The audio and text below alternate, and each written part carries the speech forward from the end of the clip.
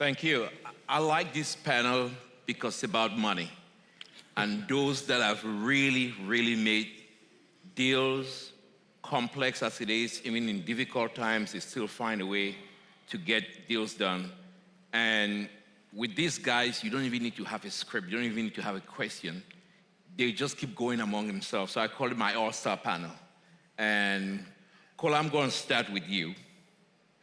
What is the fundamental strategy shift that is required for local companies like yourself to become lead operators, principal asset owners, and capable of independently commanding international confidence, international capital to run those fields? I think, just to give you a little secret, he is producing more than some African countries. An independent Nigerian producer that is doing about 70,000 barrels of oil a day.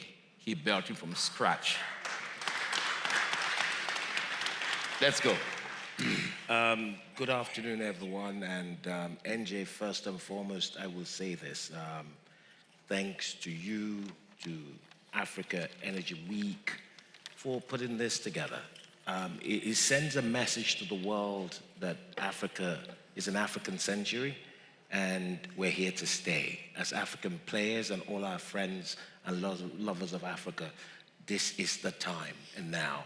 Look, Nigeria gave a different flag to players like ourselves. In 2007, 2008, the local content policy in Nigeria was something the government was pushing to encourage local players and participants in the oil and gas sector. It was a very tough one because the international oil companies had majority of the joint ventures that was being operated. And it was even tougher because of the Niger Delta crisis. So in encouraging that, government made a statement that we're going to take away these assets if you don't produce them. So they were forced to monetize them by selling them, but getting companies like ourselves involved. The real hurdle in this business is a very simple one. It's one of capital, capital, capital. But the plus that worked for Nigeria is what many people do not talk about. Nigerian banks came of age. Nigerian banks in 2009, 2010, the single obligor limits became quite lumpy sums. So Nigerian banks today could write checks north of 300 million a single obligor. And that is a big game changer in supporting energy companies like ourselves in helping us excel in doing deals. But the second thing that's important is you find a lot of, you see, as the global banks started retreating from Africa in the energy space, African banks are taking position. So you find Pan-African banks today in several countries. So they are feeling the gaps in able to come in to do deals. The South African banks, right? The Nigerian banks that are becoming Pan-African, the banks in Cote d'Ivoire, Bank of Africa, institutions like that. When the type of capital they have been corralled together to support businesses like ours, it gives us more scale in ability to doing these deals right across the continent. The last bucket is as globalization and in the energy space takes shape, if you look at what's happened the last 12, 14 years, the international oil companies are exiting some aging assets, not necessarily retreating from the continent. And by exiting those aging assets, players like ourselves are positioned to go and take them over. But you need capital to invest in these assets, to improve these assets with international best practices. NJ. Thank you, Kola. And it's really refreshing hearing that from you. And I want to just recognize Sami, who is here, one of the few people who is investing in Somalia, doing a lot of oil and gas exploration. And who would forget then our great Brian Rainster from Recon Africa. Brian, please put your hand up. He recently got into Gabon, and so a lot of these discussions we have in here will relate to a lot what we're saying. Wade, we've had a lot of conversations about this, and you constantly continue to seek new deals, partnering with the Africans in order to make things work. In evaluating these investment opportunities, how does Oregen, your outfit, assess the value of a potential local partners network, and what's the tipping point where the value becomes a determining factor? Look, I'll talk a little bit about the history, not I made a jump into mistake to origin. call him Wade. They call him Chief Wade. Okay, Chief Wade. So now you know, 39 years in Nigeria, this guy. 39 years. So Chief Wade, please go ahead. Thank you. So I'm going to predate Kola a little bit because I'm a little bit older than him. He was talking about the era of Nigeria, let's say 2008, 2010. When I first got involved in Nigeria, it was 1987, when the very first indigenous blocks were allocated to 9 prominent families, knew nothing about the oil business. And I was just at the right place at the right time, got fortunate enough to meet guys like Tunde Afolabi, Tunde Falawio. We had partnerships with 4 indigenous groups that were the right groups. The only reason they got awarded those blocks is they were successful in other businesses. So the government really had a significant movement of indigenization. And we were fortunate to meet these groups. And at that time, there was no capital in Nigeria. There was no sophisticated banks. So we relied very heavily on public company transactions. So our first company we took public was Abacan. We took it public. We had 4 assets. We triple listed the company, started in Canada, went to New York, went to London. Started the development, exploration, drilling offshore Lagos. And the key to our success was the local partners. You know, it was dominated by Shell and the majors. The only way we could succeed is with the local partners we had. I was fortunate where we didn't have to select them. They kind of selected us at that time. We raised money primarily through equity facilities, doing private placements. There was some contractor financing at the time. We did some unique deals with Schlumberger where they financed a MOPU on the Amni field, for example. It was a lease to own. So you have to be creative in how you structure these. You can't do everything with equity. You need some other types of structure, either service company financing or debt. But there was no debt available. Nigeria was a scary place. So we evolved through that. And then what I like about Nigeria is there's a great ecosystem between what we do as international investors through our public markets or private markets. Mart Resources is a great example. We picked up a marginal field in 2003 in the bid round, marginal field bid round, listed the company, raised money with private equity in the listed company. First of all, we tried to be courageous. We stepped out a little too far because we wanted to see how big the field was and it was dry. Then we did a re-entry, got 2,000 barrels a day, and then the combination of the equity markets were a bit nervous, but the local banks were just starting out at that time. This is the same era as Kola was saying, 2006-07. I'm not going to mention bank names, but there was an interesting bank that got involved with us, and they said, we'll give you $5 million and go do a re-entry, then we'll give you $10 million. So it was a combination of the local bank supporting us and us topping it up with equity from time to time. So it's a great ecosystem of equity from public companies, local banks, and then the transactions have grown and grown. So the biggest thing and the biggest challenge we have, as Kola said, is capital. Even today, like it was easier to raise money for exploration deals. Our other exploration company, Equator, that was Sao Tome and Principe. We brokered the joint development deal. We raised $400 million in New York in 3 days. We're working in Namibia now. I mean, raising $10 million is hard for exploration. So it's very cyclic with the markets. But that's where people have it wrong. I mean, there's so much oil being discovered, there's so much production, there's so much cash flow. Kola and a number of other indigenous companies of, 70,000, 50,000, 25,000. People ignore that. People don't know about that because they're private. So we need to educate, and that's why this is such a fabulous forum that you put together, NJ. You're educating people. It says invest in Africa. This used to be an oil conference with, when it started back in the days with Duncan. It was an oil conference and there was 500 of us here. But now this is invest in Africa. And that's the whole key. People are starting to realize the significance of Africa and the potential of Africa and what can be done in Africa. So I think the right partnerships, working with the right banks, local banks, or some of the big multinational banks like AfriExim, Too bad Rene's not here because he's the only guy that knows about financing. I mean, I've done a little bit, but Rene did a lot of great transactions for us, for Cola. So you're doing a great job by integrating that invest. Invest is the key word, and you've nailed it by your promotion at the conference. Thank you, Wade, and I really appreciate that. And Tim, I want to pick right on with you. Tim has been everywhere. If you ever want to email him, his email address is it Tim the African or Tim of Africa? Yeah, Tim the African. That's how you know how much Africa means to Tim and how he's walked the continent. He's met every leader. He's an explorer at heart. And I don't think that the leprechaun in the Irishman would never get him out of this continent. So when he has his next discovery, we're going to be singing Danny Boy with you. So,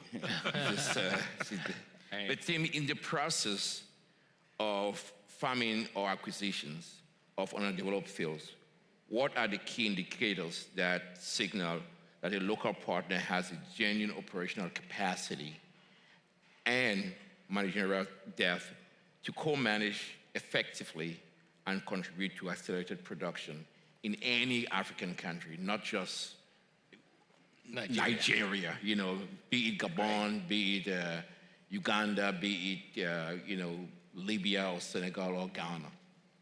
Okay, that's a tricky one. Financial advice wouldn't be my forte now. The last guy gave advice went bust shortly afterwards, so you're listening at your own risk, you people. But I think whether it's a local E&P partner, an IOC small, this even goes for the majors. If you're at the table involved in the game, you have to be technically up to scratch. There's no negotiating with that. You shouldn't be there if you aren't. So then what becomes the differentiator between you and your competitors is, in my opinion, how you navigate the local landscape. So as an outsider, clearly, even Tim the African, it varies from country to country, but you inevitably need a guide through the maze. Because even if you make it through the maze in one country, it's a different maze in the next country. So each and every time, you need to be aware of what a local partner brings to the table, and they bring a lot.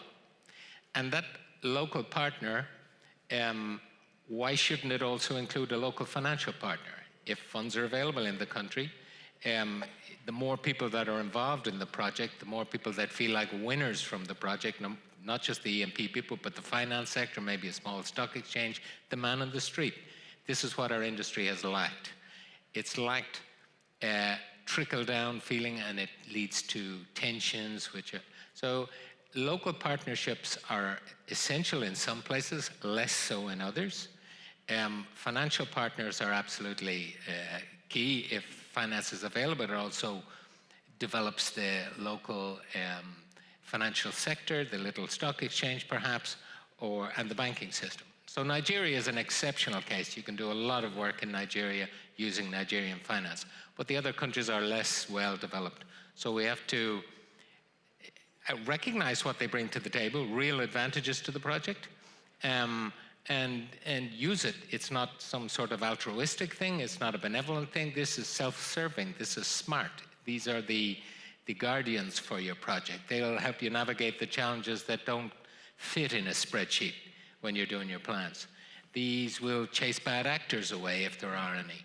And, that is real value. So I think there's a problem with local capital or hard currency capital in certain countries, or from time to time, liquidity US dollars, and all our bills are in US dollars. So there's a bit of a mismatch there, but international finance can top up, and it can be a mixed solution. So especially now as the majors are leaving, mature fields are left behind, marginal fields are being gone after, which is more suitable to smaller companies and small company partnerships, IOC outsider and insider. This is marriage made in heaven, in my opinion, going forward from here. Yeah, but Tim, if I should follow that up again with international majors leaving, are you really seeing those partnerships that would come even from international independence or African independents partnering together to take on fields. I mean, we've seen stuff with Renaissance, where a slew of companies came together, did that in Nigeria. We also saw Moral and Prom together with, gosh, forgot the name. It was Moral and Prom and Afentra doing some work together. Are we going to see a slew of that and across Africa? Yes, I think so. I think all of this kind of second-hand stuff that the majors are through with, there's an awful lot of value trapped there. It is clearly not material to the majors. Someone has to step in. A lot of it is onshore. That's a smart place to start. These type of projects, when they work, they're hugely material to companies like Panoro, who I advise, and to the local partners involved, and to the treasury in the host country. They wouldn't move the oil price. They wouldn't interest the majors in any way. But, so what? They are very, very good business. And these collaborations are totally appropriate now. Kola, you're a consummate deal maker. I don't know if I should call you an oil man, but I just call you a business, right? And what does that famous rapper say, Jay-Z? I'm not a businessman. I don't know what it means. Like, I'm a businessman. You're a businessman, all right?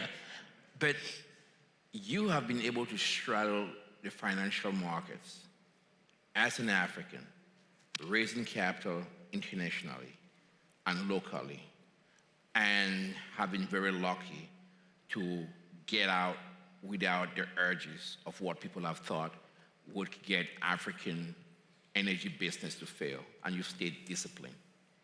So if there's a young African here watching, how have you been able to raise capital, keep a solid reputation, stay disciplined, and erase debt and continue producing? What values did you bring? What values drove you to be able to do that, and how were you able to do that? I think what is very important is reliability and responsibility. See, let's unpack this. Most of the African oil-producing countries today have 60 years experience. To the newest in the market, Côte d'Ivoire, 2-3 years. So there's a lot of expertise and experience on the continent. So you have a lot of, an example, Nigeria, you have third-generation oil men in Nigeria, expertise. So ability to deploy Africans to the technical part of it is there. So what is important when you're talking to both global or local financiers is your ability to understanding what you're doing. So it's not enough to be reliable and responsible. It's more important also to be technical and ability to deliver in value.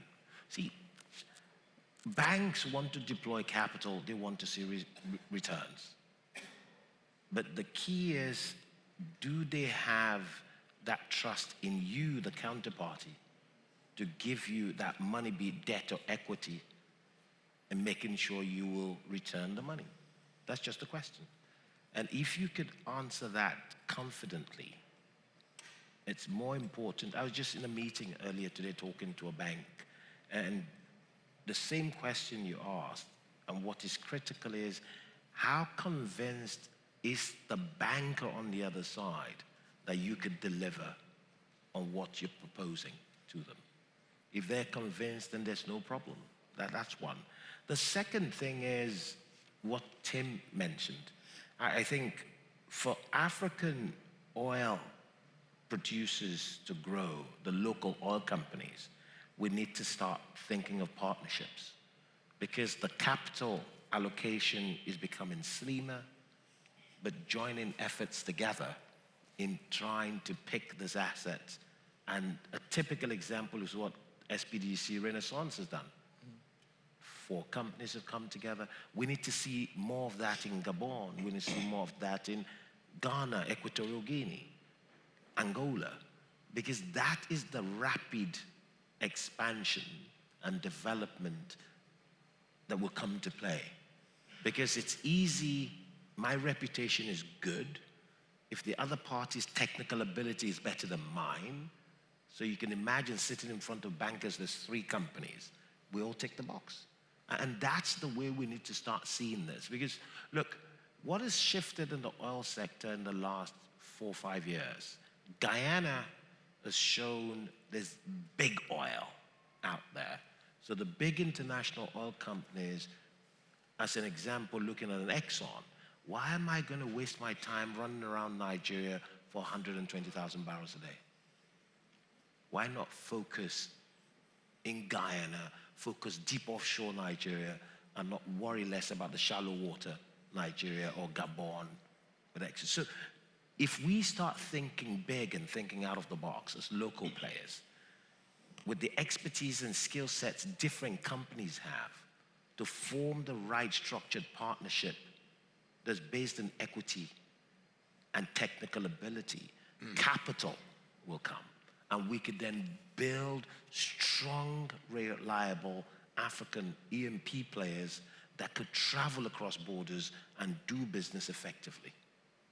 Thank you for that, and that was very, very important. I think personally, I think I'm here to learn, but I think there's a lot of people out here who really has to say how they made it and how you did. Wayne, if I should skip over to you, and when it comes to you picking up local partners and to get into all these projects, what role do local content laws do play and in your decision making, number one, but how do you navigate local content laws as well in a way that truly enhances its in-country value in everything you do with your operations and also technology transfer? Yeah, I think local content is a very key factor to success on the continent, but it needs to be done right. We've seen some examples in certain countries where it's not done right, where there's certain, for example, contractors or structures that are imposed on you by government. Nigeria was a very unique place where the local content grew organically. When I first got into Nigeria, we had local service companies like Vincent Ibu, Petrolog. There's a few OG guys that were in the service business. They had typically partnerships with companies from Canada or Houston. And it grew. So Nigeria had a head start on the fact that it was there before the policy came in. Then when the policy came in, there's 2 types of local content. Local content was letting local companies develop and become E&P companies. And Nigeria did it right with the Marginal Field program. Any field that was shallow for 10 years, owned by the major, the government didn't expropriate it. They basically said, look, it's going to be carved out. You're going to get a royalty, and it's going to be allocated to indigenous companies. And the key to that success was you had local companies being allocated fields, you had local service providers, and you had companies like us who could provide some capital and a little bit of technical expertise.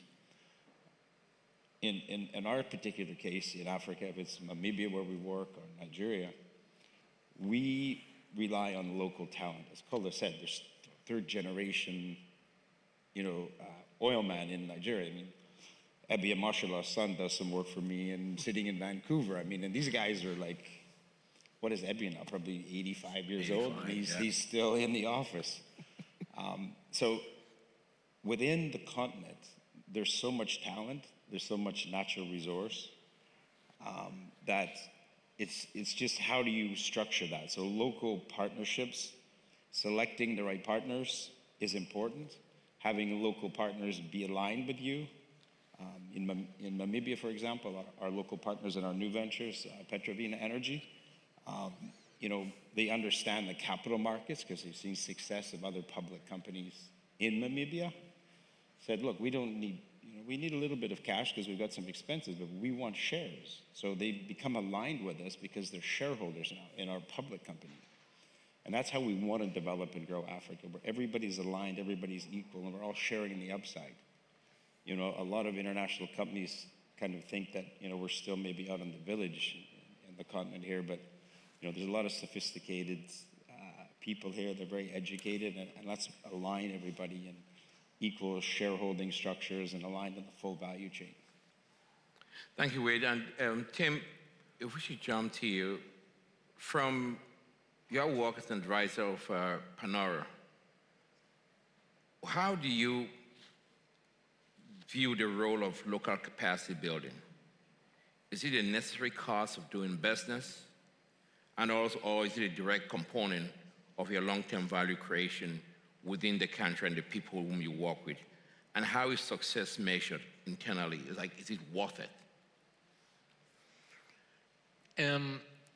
I think if you approach it, the problem with the outsider's relationship with Africa, if you're an outsider, is it's unbalanced from the get-go. Africa has issues. We're here to help. It's unhealthy. Africa has issues, so do lots of other places. And if there's a tragedy that happens, you intervene and you help, but that's it. Back away. Otherwise, it's a business place. And Africans make fabulous business people. So if you go and try and balance that relationship and go in and use the tools that you need to do your job. There's certain things you can't negotiate with. Standards, the standards of the oil business are very high. But you use those because inevitably they're going to be more cost effective than expensive crybaby expats who find the heat too much or whatever. So it's self-serving. Partnerships using local resources where they're available, be it finance, be it local partners, be it individual talented people. You make them feel like winners. People are motivated. Money is a kind of a short-term motivator, so I really like Wade's example of shareholdings for people. Skin in the game is what gets everyone out of bed, intelligent people at least, every day. So it's not rocket science. It's the same motivations that you would use anywhere, except people have to subtract their attitude towards Africa, that they're kind of, it's given to them by Western media and the entire culture in the West, etc. I really feel strongly about that, and that's the way I've always dealt with Africa, straight up, look them in the eye and work together and things happen, lovely things happen. Well, I think that's what has also earned you the confidence of a lot of people in the continent. And what you see is what you get. Color, for an African-originated capital, what do you see as, in the next 5 to 10 years, the biggest geopolitical issue that could affect your business, and your ability to produce and operate any kind of oil field or be it other services? I think innovation and technology, right? One of the missing markers on the continent for African producers like ourselves is we don't have technology. So we have to buy it in from the international service providers. I think Africa, at this level of our growth, there's going to be a lot more investment in innovation and technology. Training also is very important because we have a very youthful and energetic population on the continent, and the biggest threats is job creation. I think the natural resource base of the continent is big enough to support the growth plan of this very energetic and youthful population. The other thing is, I'm not sure capital is the problem per se. I think what is important is safety and security, and perception is more important. If you sit from outside looking inward onto the continent, and I'll go back to Nigeria. If you go to the US State Department's page on Nigeria, if you're a visitor coming to Nigeria, you think it's worse than Iraq because of the narrative. So I think as Africans, we need to tell more of our story and more of our narratives, and never let third parties take over our narratives. Because yes, there are some truths, but the reality to what is the opportunities are far outweighs the negatives. But that's all down to the storytelling. The other important thing is there's a lot of institutions of government and governance on the continent. Rule of law is taking shape. Democracy, in whatever form, is taking root on the continent. And sanctity of contracts and validity of contracts is taking place. Could it get better? Yes. Is it getting better? Yes. So the reality is these opportunities needs to be turned in to work better. And so companies outside look inwards in finding the right partnerships. Another important thing that I think I should mention is this. Never change the standards that you will operate a business in Europe when it comes to Africa, when you're looking or seeking a partner. Because why do you think you're going to do business in Norway? You do due diligence to know who your partner is. And you come to Africa, you just think you met the guy over the bar and you think that's your partner. Don't change the rules. Apply the same thing. Know who your partner is. But more important, there's a lot of people with integrity and intent to work, to build together in partnership because the opportunities are just there to make it work. And what about putting skin in the game? Look, putting skin in the game, again, I go back to capital is not really the problem. Putting skin in, look, when we started, we sold assets. We sold real estate assets to put skin in the game, right? So I do not want investors to think, oh, I'm going to have to carry someone. But you can give them a route map to seeing skin in the game and getting to do something to make it work. It's very important. Do not think you're going to go into a country and I'm going to own it all and my local partner is going to have nothing. Then it's not a win-win. It's not going to work. It might work for the first year, then you get bitten. That's reality. So the key is skin in the game is very important because the partner's got to feel involved. Ability to create in that route map for them to have skin in the game. Again, another typical example. When we, in 2011, the banks actually did the funding, this is Standard Bank, because of us to do the debt. But the equity, we couldn't march up. So we had to raise the equity through our partner giving guarantees for the equity, which they had first rights of call on. So there's so many ways to skin a cat, but the reality is you must come to equity with clean hands. And that's good for the locals and same for the international partners. You must come to equity with clean hands. The days of coming to operate on this continent because the locals do not know that much is gone. The fastest way these days is ChatGPT. They tell you the whole rules of the game. So it's very simple. Once we have a harmonized structure in having to work together, we will always enjoy success. Thanks for that. And Wade, if I should pull you in, you have to raise a lot of capital, locally, internationally, working with the Africans. And you've done it very well, successfully.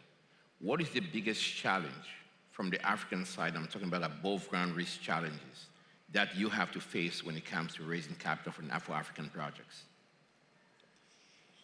Look, there's as Tim said and Kola said, it's the political risk perception of different countries, because I've worked in several countries of the continent, everything from Tunisia, Egypt, Nigeria, Namibia, DRC.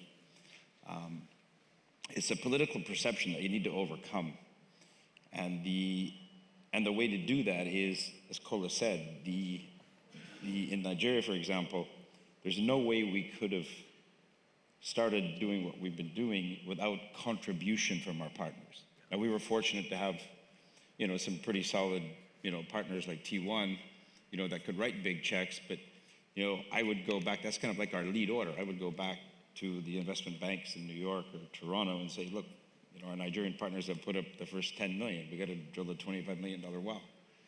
and that's what we have the ability to partner with the right groups here. But the biggest challenge is political risk. So Nigeria has, a gift of just oil seeping out of the ground. There's over 2 billion barrels of proven undeveloped oil.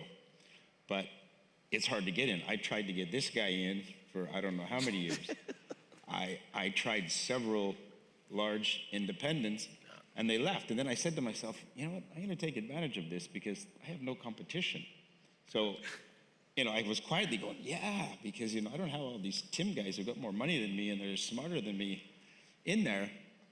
We started working with local indigenous companies. We did a lot of transfer of technology, education, not just education technically. I don't know how many trips I had T1 with me, sitting with investment banks and even knowledge. We've kind of been around the block, like meeting big institutional investors, around the world. And then boom, I don't have competition from the outside. My competition now are my brothers on the inside. Look at what Cola's done. Look at what Tunde Afolabi's done with Amni. Look what knowledge has done. I mean, the key to our success is working with local partners. There's no way I could have got the government to approve our farm out to Shell in Namibia without knowledge. There's no way I could have done what I've done in Nigeria without people like Tunde or Austin Oburu. Austin's been around, or my dear OG friend who was sitting with us last night, Case Lowell. I mean, these guys helped us. Is Case here? Case was with me last night. Okay. Yeah. We need to see dinner him tonight. He's a big brother. We need to see him. And that's the key is the right partners. So now what we need to do is overcome the risk. We need the international community to know that, hey, Nigeria is not a scary place to go. I mean, Panoro and Afentra, all these other groups are running around. Once again, I'm happy they don't like Nigeria because I'm still in Nigeria. Cola's still in Nigeria, is diversifying. But we need the international community to realize that Nigeria is a good place to do business. And that's why this forum is great, because there is hopefully some investors in this room. NJ's got a big checkbook now, so say, hey, look, these are real guys. These are real oil companies. So maybe it isn't that bad. From your mouth to God's ears. Tim, same question. It's kind of true what he said, but not because we didn't want to go to Nigeria. We were busy crawling out of the poverty trap ourselves, building our little story elsewhere. Just out of interest, the money for us wasn't from local banks or anything else. It was the widows and orphans back in Ireland who were conned into giving us their savings for this exotic project in Senegal, in Africa. But it was, everyone has a different way to get the first foot on the ladder, and every single story is a miracle, because, and then you have to stay in the game long enough for success to pay you a visit, which it inevitably does statistically, and that's another miracle. So the whole thing is just such a long shot, but we were also very fortunate in the Tullow days in that we targeted Energy Africa as, a very complementary company to our own lack of skills. And they were part owned by Sam Dossou, who had an African vision, African oil for Africans, way back 25 years ago. And so actually the owner was Petronas, and we didn't go to Cape Town to visit Energy Africa. We didn't go to Malaysia to visit Petronas. We went to Switzerland to visit Sam, to convince him that through Tullow he could live on his dreams of African oil. So we really then became a purely African-focused company. I mean, the name isn't African, but I do think we had a brand that was, right across the continent. So I agree that the local element is absolutely key. It's a key part of the Tullow story. And equally, in Panoro, we have, we have local people in our company, right throughout the company, with strong responsibilities, local African people. And they're talented people. This is, again, it's for the right reasons. It is important for the business. to do it that way. And it's going no other way now in the future. It's just going to become more and more. Especially since there's so much modest size but low-hanging fruit, I hate that phrase, but it's appropriate here, available that is not of interest to outsiders who just seem to be too scared of Africa or something. So we have no choice, us Africans, but to develop these things, and it's not rocket science. Some of them are trickier, like the mature fields in deep water. There's a big question mark over who'll take them over, because every mistake costs you $100 million. But shallow and onshore there's oodles of running room for years and years to come. And African entrepreneurs should be listening, because there's an awful lot of money to be made in this business. Just regular vanilla, safely and securely exploiting these older fields, marginal fields or whatever. Government has to play its role, mind you, because a marginal field it's not a size definition. There's some enormous marginal fields. It's a commercial issue, and they have an obligation, because they're the only ones with the lever to do anything about it and make it from uncommercial to commercial. So they have to step up to the plate, and then private sector will take over. It's better to have, some cake than just give a piece less than you're used to, than no cake at all. Yeah. Oil in the ground is of absolutely no value to anyone. Kola, I'll start with you. We got very short time left. What are your prognosis in the next 12 months, deal making across the continent, big deals that you see going to happen? Starting with you, where are we going over the next 12 months? I think Nigeria, Angola, Gabon is the place to go. Are you going to be signing something there? Yes, these are the markets we're looking at. There's 3 markets. We've been working on quite a number of stuff. I think these markets have a lot of value that companies of our size can bring. Expertise is available in Nigeria, and more importantly, those expertise from Nigeria have traveled in Africa, because majority of these people are ex-Schlumberger and the major companies that haven't worked in these countries. And we're local, right? So with the right partnerships in country, we could monetize and the low-hanging fruits, as you said. Then if you look at the next phase, which we're still following, is markets like Namibia. Again, big oil also equals big money. So you've got to make the small money first to go after the big money. But we're going after everything. The very important thing is Africa's ready, and is ready for the African players who are ready to take the bull by the horn. And we're doing just that. You know, one of the key that we see is there is capital now looking at focusing on the up-and-coming African players. And the success story has been told times and times again, and it's now making international finances look in again to doing deals. So we think we should continue leading by example, leading with discipline, and trying to achieve these goals, but more importantly, working with the African governments who wants to work with sincerity. And that's very important, not a nationalistic view. We are Africans, and we want to go and continue building African businesses, cross-border businesses, that are sustaining leadership training and everything with it that comes with that, making success. And that's the key. I really like what you say about resource nationalism.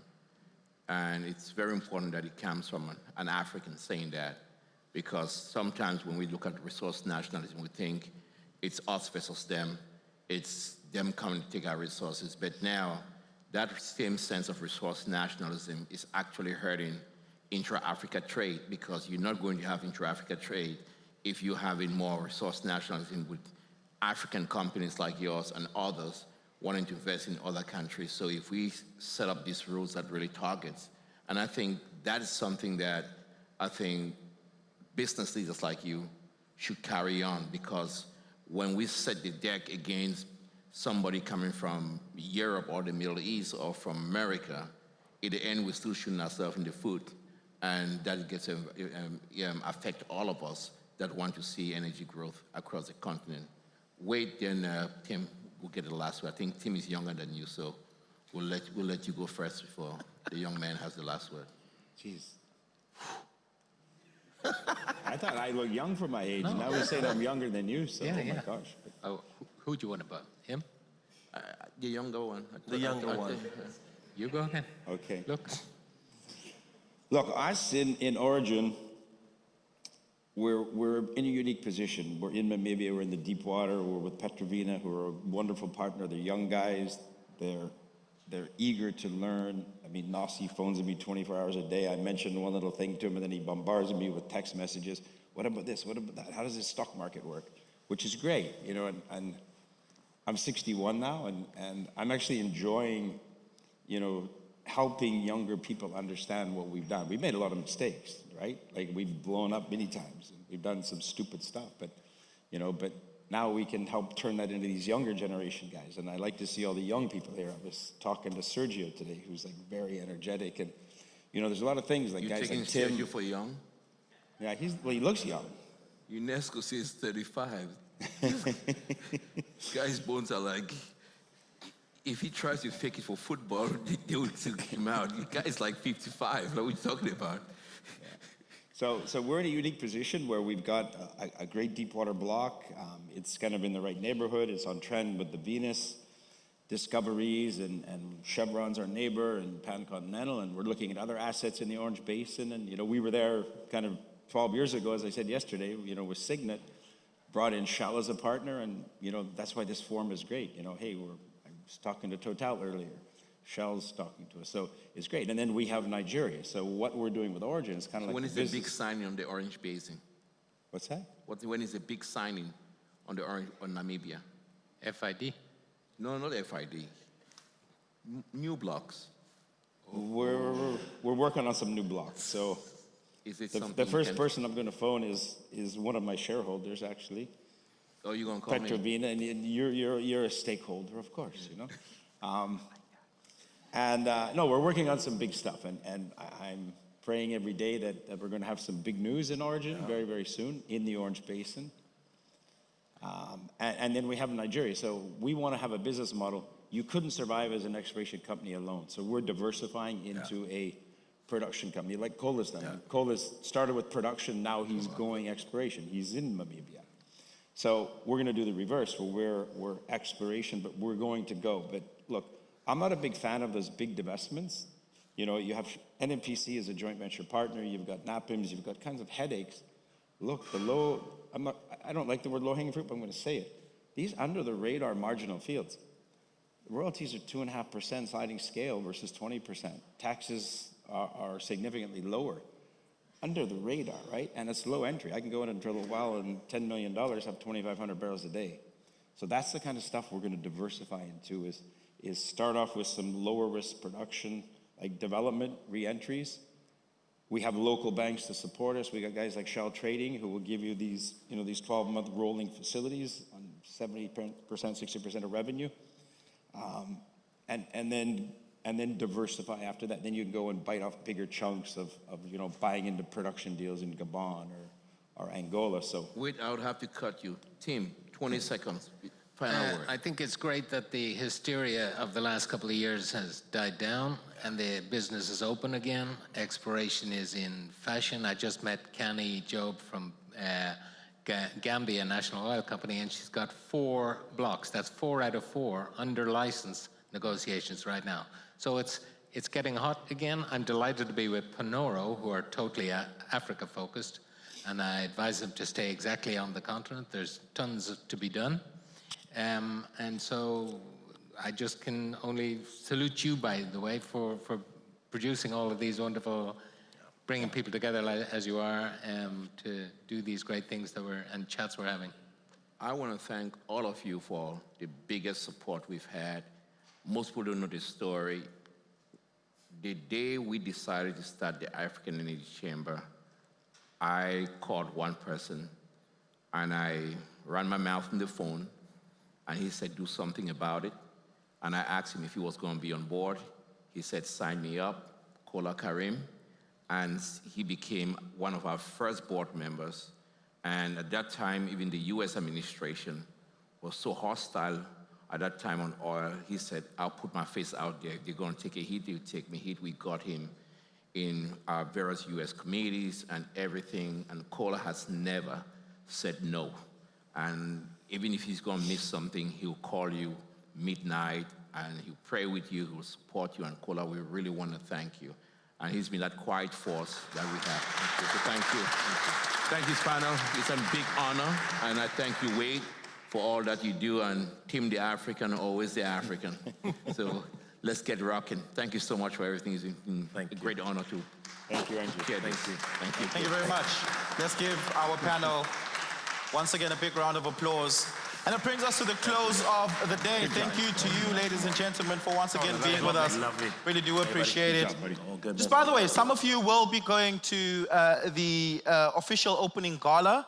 To those who will be attending, that will be starting at 7 p.m. with welcome drinks to be served from 6:30 onwards. So do take note of that, taking place at CTICC2 Expo Hall 9. And the official welcoming cocktail, opening cocktail of Africa Energy Week, sponsored proudly by NLNG and as well as Energia at the Westonia and Bluebell CTICC2 will be starting at 6 p.m. this evening. So do take note of that as well. From myself, Oliver Dixon, thank you so much for joining us here this afternoon. Really appreciate it. Take care.